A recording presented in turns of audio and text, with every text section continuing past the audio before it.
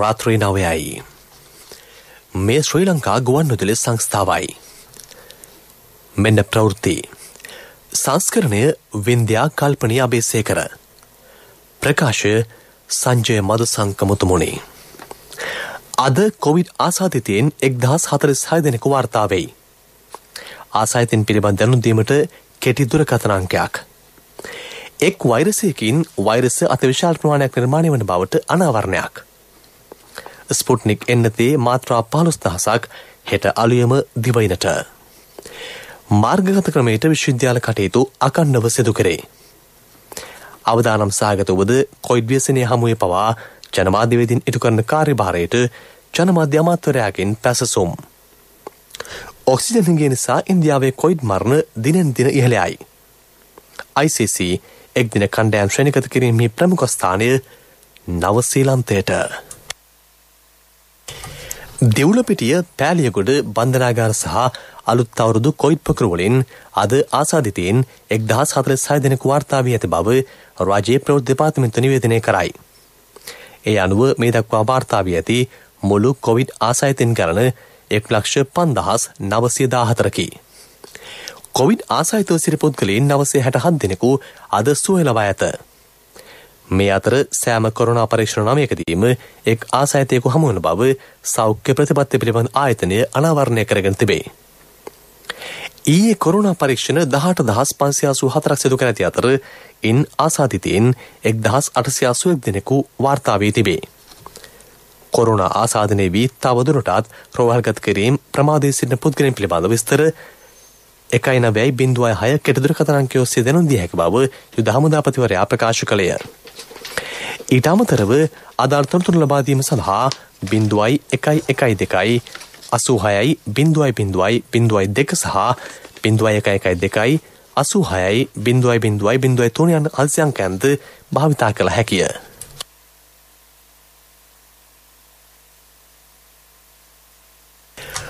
නුවරඑළිය දිස්ත්‍රික්කයේ නෝවුඩ් ඉන්ඩස්ට්‍රි ග්‍රාම සේවා සමට අයත් වතු කිහිපයක් අද පස්වරුවේ සිට හොදකලා කළ බව භගවන්තලාව සෞඛ්‍ය අධිකාරී කාර්යාලය දැනුම් දෙයි.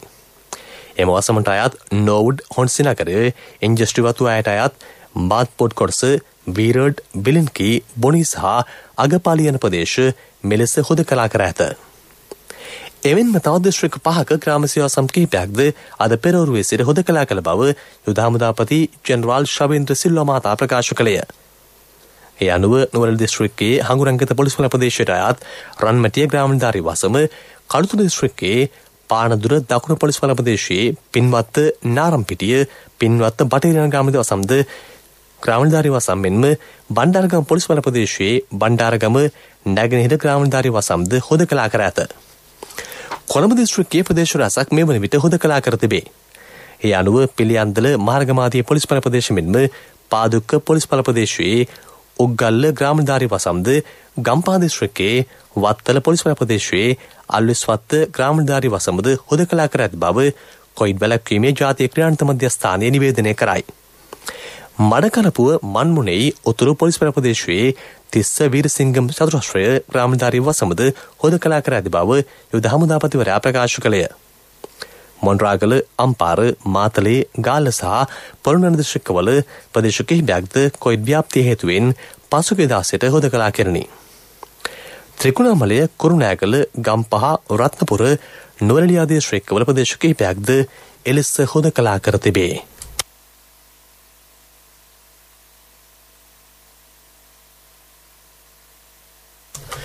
රුසියාවෙන් ලබා දෙන ස්පුට්නික් එන්නතේ මාත්‍රා 15000ක් හෙට අලුයමේකට පමණ මෙරට ලැබීමට නියමිතය. රාජ්‍ය ඖෂධ සංස්ථාවේ සභාපති විශේෂඥ වෛද්‍ය ප්‍රසන්න ගුණසේන මහතා ජාතික ගුවන්විදුලියට ප්‍රකාශ කළේ මෙරට ජනතාවට මේ එන්නත් නිවැරදි ක්‍රමයට ලබා දීම සිදු කරන්නේදයි පරීක්ෂා කිරීමේ අනතුරුව ඉතිරි මාත්‍රා ලබා දීමට රුසියාව එකඟත්වය පළ කර ඇති බවයි. කොවිඩ් වසංගතය පාලනය කිරීම සඳහා සෞඛ්‍ය අශෙන්නත්කරණය ආරම්භ කිරීමේදී මෙරට ජනතාවට ප්‍රථමයෙන් ලබා දුන්නේ ඉන්දියාවේ සීරම් ආයතන නිෂ්පාදිත එන්නතයි. ඉන් අනතුරුව චීනයේ සයිනෝෆාර්ම් ආයතනයෙන් ලක්ෂ 6ක එන්නත් මාත්‍රා තොගයක්ද මෙරටට ලැබී තිබේ. එමෙන්ම රාජ්‍ය ඖෂධ සංස්ථාව ඇමරිකාවේ ෆයිසර් ආයතනය සහ රුසියාවේ ස්පුට්නික් ආයතනය සමගින් ගිවිසුම්ගතව ඇත. ස්පුට්නික් ආයතනය සමගින් ගිවිසුම්ගත වූ ආකාරයට කොවිඩ් මර්ධන එන්නත් මිලියන 13ක් මෙරට ලැබීමට නියමිතයි. ෆයිසර් ආයතනය එකඟත්වය පළ කර ඇත්තේ මේ මාස එන්නත් මාත්‍රා 35000කුත් ඉදිරි මාස 3 ඇතුළත එන්නත් මාත්‍රා ලක්ෂයක් සහ ඉන් අනතුරුව එන්නත් මාත්‍රා මිලියනයක් ලබා දීමටයි. ලෝක සෞඛ්‍ය සංවිධානය ඔස්සේ බෙදාහරන ඇස්ට්‍රාසෙනිකා එන්නතේ දෙවෙනි මාත්‍රා ලබා ගැනීමට මේ වන විටත් සාකච්ඡා කර තිබේ. ඒ පිළිබඳව සුබදායි පිළිතුරක් ඉදිරි සතියේදී ලැබෙනු ඇත. කොවිඩ් මර්ධනයේ පළමු මාත්‍රා මේ වන විට 9,60,000ක් පමණ පිරිසකට ලබා දී ඇති බව වසංගත රෝග විද්‍යා සඳහන් කරයි. එම එන්නතේ දෙවෙනි මාත්‍රාව සෞඛ්‍ය දිරපල කාර්ය මණ්ඩලයට ඉදිරි දින කිහිපය තුළ ලබා දීම අවසන් කරන බවද රාජ්‍ය ඖෂධ නිධාස්ථාන සභාපති විශේෂඥ වෛද්‍ය ප්‍රසන්න ගුණසේන මහතා ජාතික ගුවන්විදුලියට පැවසිය. ස්පුට්නික් ආයතනය විසින් දෙනු ලබන මිලියන 13ක් වැක්සීන් වල පළමුවන තොගය ඒ පරීක්ෂණ තොගයක් හැටියට එන්නේ ඒගොල්ලෝ 15000ක් ලැබෙනවා. පළවෙනියටම ඉන්දියාවේ සීරම් ආයතනයෙන් තමයි මුලින්ම අපිට හමු වුණේ. ඊට පස්සේ චීනයේ සයිනෝෆාර්ම් ආයතනය මගින් අපිට 6 ලක්ෂයක ප්‍රදානයක් ලැබුණා. ඊට අමතරව රාජ්‍ය ඖෂධ සංස්ථාව විසින් ඇමරිකාවේ ෆයිසර් ආයතනයත් රුසියාවේ ස්පුට්නික් ආයතනයත් සමග ගිවිසුම්ගත වෙලා තියෙනවා. එතකොට ෆයිසර් ආයතනය සමග ගිවිසුම අත්සන් කරලා තියෙන්නේ දැන්. ඒකට අනුව මේ මාසේ 35000කුත් ඊළඟ මාස 3 ලක්ෂයක් සහ ඊට පස්සේ මාසෙදි මිලියන 6.5ක් අපිට ඒගොල්ලෝ ලබා දෙනවා. එතකොට ඒක තමයි මේ එන්නත් ලැබෙන්න තියෙන ක්‍රමය. ලෝක සෞඛ්‍ය සංවිධානයේ මැදිහත් වීමෙන් මියන්මාරය, ඇමරිකාව කියන රටවල් වලටත් ඔස්ට්‍රේලියාව සහ යුරෝපානු රටවල් ගණනාවකටත් අපි මේකට සාකච්ඡා කරලා තියෙනවා. අපි විසින් භාවිතා කරපු ඇස්ට්‍රා එන්නතේ දෙවෙනි මාත්‍රාව ලබා ගැනීම සඳහා. ඒ පිළිබඳව සුබදායි පිළිතුරක් මේ සතිය ඇතුළත ලැබෙයි කියලා අපි බලාපොරොත්තු වෙනවා. ජාත්‍යන්තර මාධ්‍ය නිදහස් දිනය අදයි. ඒ නිමිත්තෙන් නිවේදනයක් නිකුත් කරමින් ජනමාධ්‍ය අමාත්‍ය ආචාර්ය කෙලි රඹුක්කල්ල මහතා ප්‍රකාශ කළේ ලොව සිව්වෙනි බලවේගය ලෙසින් හඳුන්වන ජනමාධ්‍යවේදීන්ගේ ක්‍රියාකාරීත්වය කොවිඩ් ව්‍යසනය හමුවේ ඉතා වැදගත් වන බවයි. කොවිඩ් ව්‍යසනය හමුවේ පවතින අවදානම් තත්ත්වයේ පවා නොතකමින් මෙරට ජනමාධ්‍යවේදීන් සුවිශාල කාර්යභාරයකට වෙයි. ඔවුන් සියලු දෙනාට ජාතියේ ප්‍රණාමය හිමි වන බව ජනමාධ්‍ය අමාත්‍යවරයා ප්‍රකාශ කළේය. සෞභාග්‍ය දැක්ම ජාතිය ප්‍රතිපත්තිය ඔස්සේ ජනමාධ්‍යවේදීන්ට කරන කාර්යභාරයට ඉහළ වටිනාකමක් ලබා දී තිබේ. නමුත් ගෙවුණු කාලය පුරා පැවති කොවිඩ් වසංගත තත්ත්වයේ හේතුවෙන් ඒ සඳහා වැඩසටහන් රැසක් ක්‍රියාත්මක කිරීමට නොහැකි වූ තත්ත්වයක් උදා වී ඇති බවද එම නිවේදනයේ සඳහන් වෙයි. මේ ප්‍රවෘත්ති ශ්‍රී ලංකා ගුවන්විදුලි සංස්ථාවෙන්. මූලික රක්ෂිත මුදලට බෝනස් මුදලකුත් හිමිවන ශ්‍රී Lanka insurance early cash.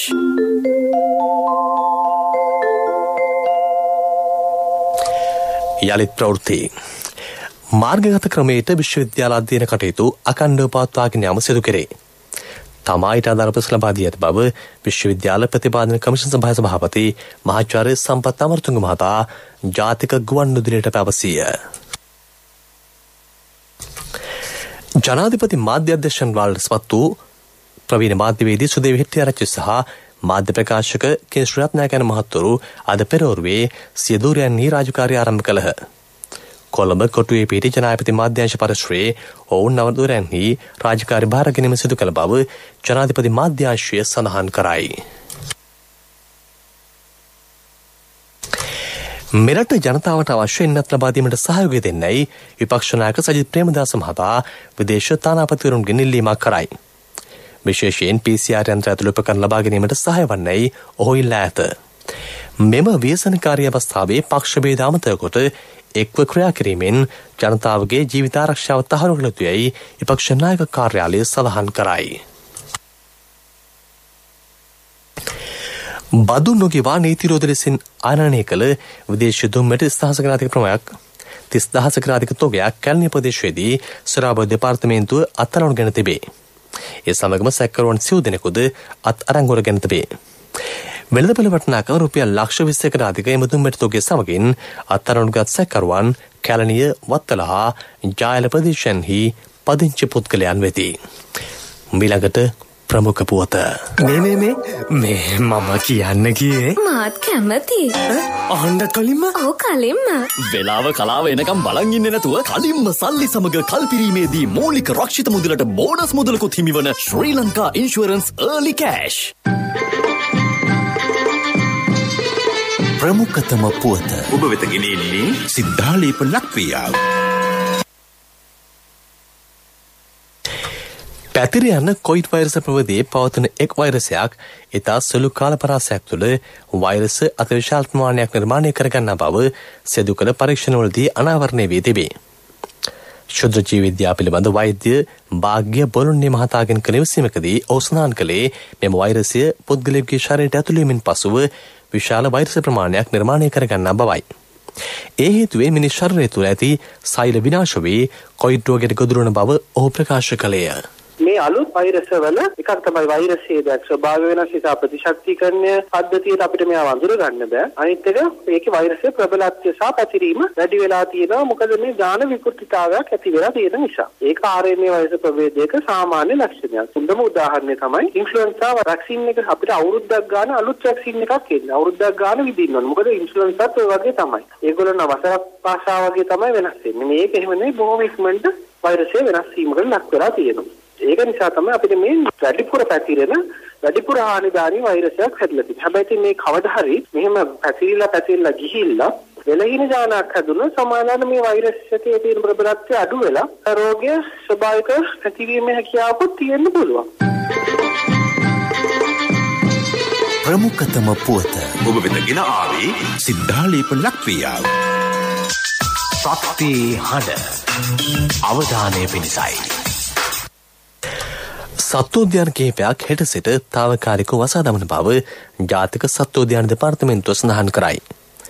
Dehiwala ජාතික සත්වෝද්‍යානය, පින්නවල අලි අනාථාගාරය, පින්නවල සත්වෝද්‍යානය සහ රිදියගම සෆාරි උද්‍යානය ඒ අනුව වසා දැමේ. ලෝක ප්‍රවෘත්ති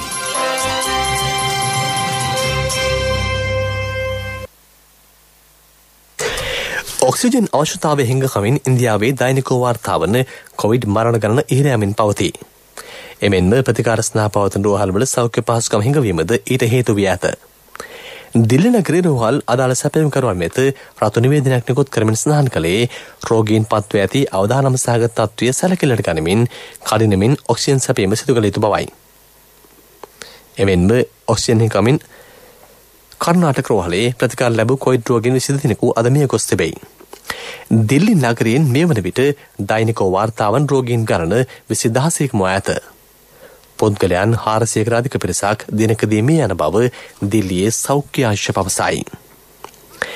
ඉන්දියාවේ සිට පැමිණෙන තම පුරවැසියන්ට වසර 5ක සිරදනොම් සහ ඇමරිකානු ඩොලර් 66000ක දර මුදලක් නියම කිරීමට ඕස්ට්‍රේලියානු රාජ්‍යය පියවර ගෙන තිබේ. ඊයේ සිට බලපැවැත්වෙන පරිදි එම තීරණය ක්‍රියාත්මක කෙරේ.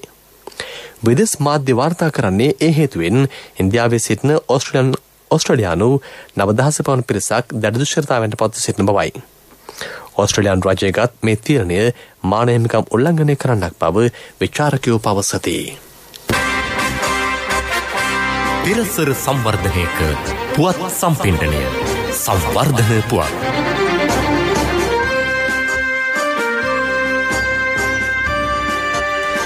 ගම්පහ වැරල්ලවත්ත කොයිඩ් ප්‍රතිකාර මධ්‍යස්ථානයේ ඉදිකිරීම් කටයුතු කඩ්නම් කිරීම සඳහා බස්නාහිර පළාත් සභාව රුපියල් මිලියන 10ක් වෙන් කර ඇත. එහි එකවර රෝගීන් 2000කට ප්‍රතිකාර ලබා ගැනීමේ හැකියාව ඇත. වසා දමා ඇති පොලිටෙක්ස් ගාමන් කර්මාන්ත ශාලාව මෙලෙස කොයිඩ් ප්‍රතිකාර මධ්‍යස්ථානයක් බවට පරිවර්තනය කිරීම සිදු කෙරේ. ක්‍රීඩා පුවත් ICC නවතම එක්දින කණ්ඩායම් ශ්‍රේණිගත කිරීමෙහි ප්‍රමුඛ ස්ථානය හිමි කර ගැනීමට නවසීලන්තය සමත් වී ඇත. මෙතෙක් එක්දින ශ්‍රේණිගත කිරීමේ පෙරවන පසු එංගලන්තය සියවන ස්ථානය දක්වා පහත වැටී තිබේ. එහි දෙවන ස්ථානය හිමිවන්නේ ඕස්ට්‍රේලියාවටයි. ඉන්දියාවද නවතම ශ්‍රේණිගත කිරීම වලට අනුව එක් ස්ථානයකින් පසුබස ඇත. ඒ අනුව ඉන්දියාවට හිමිවන්නේ 3 වන ස්ථානයයි. මෙතෙක් 8 වන ස්ථානයේදී සිටි ශ්‍රී ලංකාව 9 වන ශ්‍රේණිගත කිරීම වලට නවතම ශ්‍රේණිගත කිරීම වලට අනුව 9 ස්ථාන දක්වා 15 තිබේ. පන්දු 20කට තරඟ ශ්‍රේණිගත කිරීමට අනුව ශ්‍රී ලංකා කණ්ඩායමට හිමිවන්නේ 8 වන ස්ථානයයි. එංගලන්තය තවදුරටත් පෙරමුණේ පසුවෙයි. නවසීලන්තය තෙවන ස්ථානය දක්වා ස්ථාන 2කින් ඉදිරියට පැමිණ ඇත. එළවෙන බංග්ලාදේශ එක්දින කණ්ඩායම් සංචාරය සඳහා සහභාගී වීමට අවස්ථාවක් උදා වුවොත් තමා එම තරගාවලියේදීද මැනවින් දක්ෂතා දැක්වීම බලාපොරොත්තු වන බව ශ්‍රී ලංකා ටෙස්ට් ක්‍රිකට් නායක දිමුත් කරුණාරත්න පවසයි. ඔහු මේ අදහස් පළ කළේ ශ්‍රී ලංකාව සහ බංග්ලාදේශ අතර පැවති ටෙස්ට් ක්‍රිකට් තරගාවලිය ජය ගැනීමෙන් පසු පැවති මාධ්‍ය හමුවකදීය. ව්‍යාපාරික පුවත් ඔබ වෙත ගෙන එන්නේ 2021 වසරේ පළමු ශ්‍රේණියට ඇතුළු වන පුංචි හපනුන්ට ජාතික ඉදිරි කිරීමේ බැංකුවේ හපන් ගිණුමෙන් රුපියල් 1000ක තැන්පතුවක්. ඔබේ මුදලට සුරක්ෂිතම ස්ථානය ජාතික ඉදිරි කිරීමේ බැංකුව. ලෝක ප්‍රමිතින්ට අනුකූලව ගුණාත්මක බවින් ඉහළ පිරිපහදු කළ ෆාම් තෙල් ගෙන්වීම සීමා කිරීමට අඩත්ව සිදු කිරීමට සැලසුම් කර ඇති බව වෙළඳ අමාත්‍ය බන්දුල ගුණවර්ධන මහතා පවසයි. මැලේසියානු හා ඉන්දියානු මහ කොමසාරිස්වරුන් අතර පැවති හමුවකදී ඔහු මේ බව පැවසිය. මේ වන විට ඇතැම් ෆාම් තෙල් ආනයනකරුන්ගේ ක්‍රියා හේතුවෙන් පිරිපහදු නොකළ ෆාම් තෙල් මේ රටට ආනයනය කිරීම තහනම් කර තිබේ. ආනයන අපනයන පාලක හරහා මෙරට කර්මාන්ත සඳහා යෙදවුමක් වශයෙන් ගෙන්වීමට අවශ්‍යතාවය පවතින පිරිපහදු කළ ෆාම් තෙල් ආනයනය කිරීමට දේශීය ව්‍යවසායකයින්ට බලපත්‍රයක් නිකුත් කිරීමටද නියමිතයි. ව්‍යාපාරික පුවත් ඔබ වෙත ගෙන ආවේ 2021 වසරේ පළමු ශ්‍රේණියට ඇතුළු වන පුංචි හපනුන්ට ජාතික ඉදිරි කිරීමේ බැංකුවේ හපන් ගිණුමෙන් රුපියල් 1000ක තැන්පතුවක්. වැඩි පොලියක් ඉතුරු ගිණුමට 100% රාජ්‍ය ආරක්ෂාව. ශිෂ්‍යත්ව විභාගය සඳහා ආදර්ශ ප්‍රශ්න පත්‍ර කට්ටල් සහ දිවයින පුරා විහිදුණු ශාඛා ජාලය හා තැපැල් උපතැපැල් කාර්යාල ජාලය මගින් ගනුදෙනු කිරීමේ හැකියාව. ඔබත් අදම ඔබේ සිඟිත්තාගේ අනාගතය වෙනුවෙන් හපන් ගිණුමක් කරවන්න. කොන්දේසි අදාළ වේ. ඔබේ මුදලට සුරක්ෂිතම ස්ථානය ජාතික ඉදිරි කිරීමේ බැංකුව. ආර්ථික පුවත් ආවරණය ඔබේ ඕනම අවශ්‍යතාවයකට සුදුසු මූල්‍ය විසඳුම් දෙන එන අය දියුණු වෙන අය එන LOLC සමූහය එන්න දියුණු වෙන්න. කොවිඩ් අර්බුදය හමුවේ වුවද මේ වන විට ක්‍රියාත්මක ක්‍රමවත් යාන්ත්‍රණය හේතුවෙන් එළවලු සහ පළතුරු තොග බෙදාහැරීම සාර්ථකව සිදුවෙයි. බස්නායන පළාතට අවශ්‍ය එළවලු තොග අකණ්ඩව බෙදාහැරෙයි. නමුත් ඒක මරහා එළවලු ප්‍රවාහනය මේ වන විටත් ආරම්භ කර තිබේ. කොවිඩ් ව්‍යාප්තිය හේතුවෙන් දමුල්ල ආර්ථික මධ්‍යස්ථානයේ ඉදිරිසත් දෙක කාලය තුළ වසා දමා තිබේ. නමුත් දීපයාප්ත ආර්ථික මධ්‍යස්ථාන කටයුතු අකණ්ඩව සිදුවන බව කෘෂිකර්ම අමාත්‍යාංශය නිවේදනය කරයි. යුතුකම් වගකීම් එක්ක සල්ලි ඉතුරු කරන්න ලේසි නෑ. ඔබේ ස්ථාවර තැන්පතට ආකර්ශනීය පොලියක් හා ආරක්ෂාවක් දෙන්න අපි පොරොන්දු වෙන්නේ ඒකයි. LOLC Finance ස්ථාවර තැන්පතු ඉතිරිය උතුරන්න. 2001 දෙසැම්බර් 13 වෙනි දින නීතිගත කරන ලද LOLC Finance PLC ICRA Lanka limited වෙතින් SLA ස්ථාවර ශ්‍රේණිය ලබා ඇත. 2011 අංක 42 දරන මුදල් ව්‍යාපාර පනත යටතේ ශ්‍රී ලංකා මහ බැංකුවේ මුදල් මණ්ඩලය වෙතින් බලපත්‍රලාභී මුදල් සමාගමකි.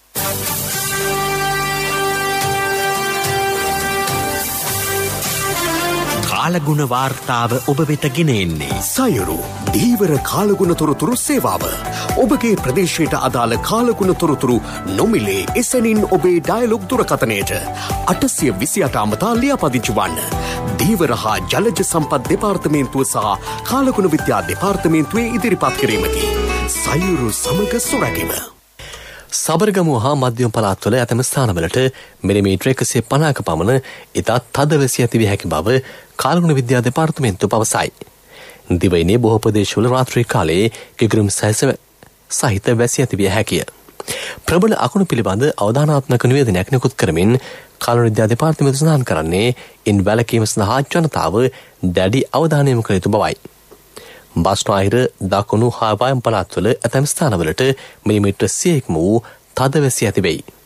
සබරගමුව මධ්‍යම බස්නාහිර හා උතුරු මැද පළාත්වල ගාල්ල මාතර හා කුණ්ඩාගල දිස්ත්‍රික්කවලද ගිගුරුම් සැත වැස් සමගින් ප්‍රබල අකුණු ඇති විය හැකි බවද එම දෙපාර්තමේන්තුව නිවේදනය කරයි.